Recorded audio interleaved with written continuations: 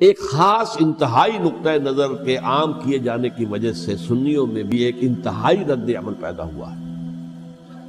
Extreme rightist سنیز. اگر ایک طرف سے حملہ کیا گیا ہے حضرت عثمان کی نیت پر، ان کو خیانت کا الزام لگایا گیا، ان پر اقربا پروری کا الزام لگایا گیا، حضرت ابو موسیٰ شریف پر خیانت اور غداری کا الزام لگایا گیا، یہ ساری چیزیں اگر صحابہ کرام کے اوپر ہوئی، امیر معاویہ پر، امیر اور عمرو بن العاص پر، تو جواب میں کچھ لوگ کھڑے ہو گئے. حضرت علی وہ اقتدار کے طالب تھے، معاذ اللہ ثم معاذ اللہ ثم معاذ. یہ اہل سنت کا موقف نہیں. حضرت حسین اقتدار کے طالب تھے، ہرگز نہیں، ہرگز نہیں، ہرگز نہیں. وہی اصول جو میں نے بتایا تھا سب کے لیے لاگو رہے گا. وہ امیر معاویہ کے لیے ہے تو حضرت علی کے لیے بھی ہے، حضرت حسین کے لیے بھی ہے. یہ نیک نیت ہے. آپ ان کی کسی رائے سے اختلاف کر سکتے ہیں لیکن ان کی نیت پر حملہ نہیں کریں گے. نیت پر حملہ کریں گے آپ کا ایمان بالرسالت جو ہے وہ مجروح ہو جاتا ہے. یہ رسول کے ساتھ بھی رسول نے ان کا تزکیہ کیا، یتلو علیہم آیاتہ ویزکیہم، اس کا سارا عمل محمد کا کیا ہوا صلی اللہ علیہ وسلم. تو صحابی کے معاملے میں یہ ہمارے ہاں ان کو اہل سنت جو ہیں جو معتدل مزاج کے، اکثریت ان کی، یہ تو چند لوگ ہیں ذرا قلم چلا لیتے ہیں تو ان کی بہت سی کچھ چھوٹی چھوٹی کتابیں بھی شائع ہو گئی ہیں بہت، لیکن انہیں اہل سنت نے قرار دیا ناسبی یا خارجی.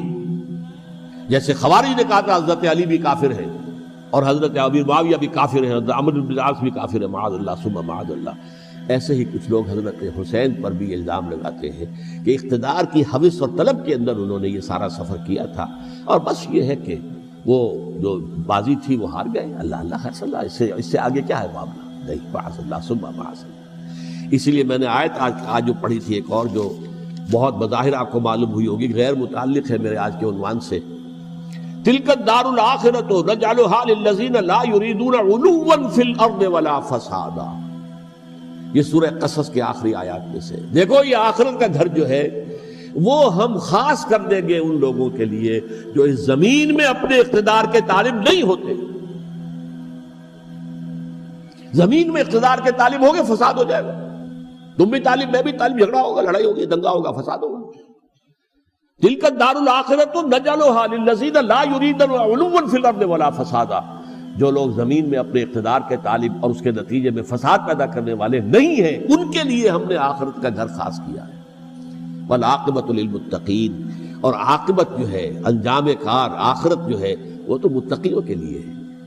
اسی میں آئیں گے سب صحابہ کرام، خواہ وہ حضرت علی ہے رضی اللہ تعالیٰ عنہ، اور خواہ وہ حضرت امیر معاویہ ہیں، حضرت عثمان ہیں رضی اللہ تعالیٰ عنہ، خواہ حضرت حسن ہے، حضرت حسین ہے رضی اللہ تعالیٰ عنہ، خواہ عبداللہ ابن زبیر ہے، خواہ عبداللہ ابن عباس ہے، خواہ عبداللہ ابن عمر رضی اللہ تعالیٰ عنہ اجمعین. اس اصول کو سامنے رکھ کر اختلاف آپ کر سکتے ہیں کسی سے بھی، لیکن کسی کی نیت پر حملہ کریں گے تو اصل میں آپ کا ایمان بالرسالت مجروح ہو جائے گا.